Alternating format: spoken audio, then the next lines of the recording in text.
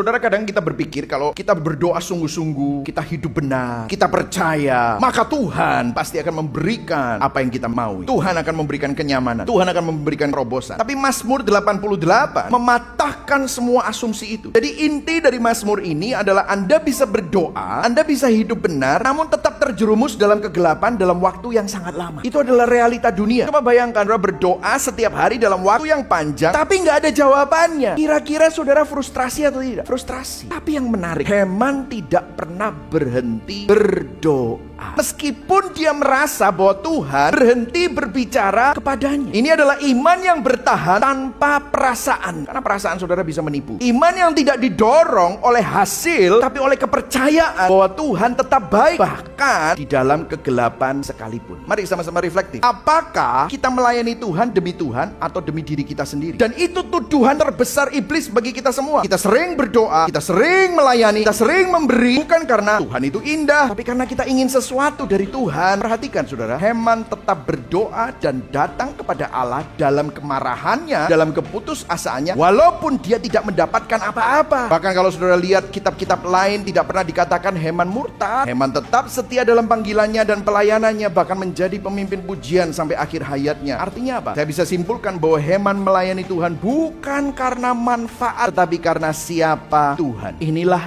iman yang bertahan, bukan karena imbalan, tapi karena percaya bahwa Tuhan itu tetap Tuhan. Saudara, gereja yang berpusat pada Injil bukan gereja yang selalu menang dalam terobosan dan segala mujizat, tetapi memberi ruang bagi tangisan. Bukan hanya kemenangan, karena Tuhan pun melakukannya. Iman bukanlah sarana untuk mendapatkan sesuatu dari Tuhan, melainkan untuk mampu terus berpegang teguh kepada Tuhan. Bahkan ketika kita tidak mendapatkan apapun selain Tuhan, kegelapan yang Heman pikir itu mutlak, ternyata hanya sementara. Kenapa kok bisa kegelapan itu sementara? Jika Heman mengalami kegelapan dalam hidupnya, ada seseorang yang menjalani kegelapan mutlak di atas semua kegelapan yang ada. Satu orang itu adalah Yesus Kristus. Disalib, Yesus Kristus Sang Anak Allah mengalami semua yang Heman takutkan. Heman takut ditolak, Heman takut tenggelam dalam kegelapan selamanya, Heman takut dihantam murka Allah, Heman merasa ditinggalkan sendirian, Heman takut menghadapi kematian dan kubur. Tapi disalib, Yesus mengalami penolakan mutlak. Yesus benar-benar tenggelam dalam kegelapan, dihantam oleh murka Allah. Dia ditinggalkan sendirian, makanya dia berteriak seperti itu, Allahku, Allahku, kenapa engkau meninggalkan aku? Yesus masuk ke liang kubur, bahkan masuk ke dalam jurang maut yang paling dalam.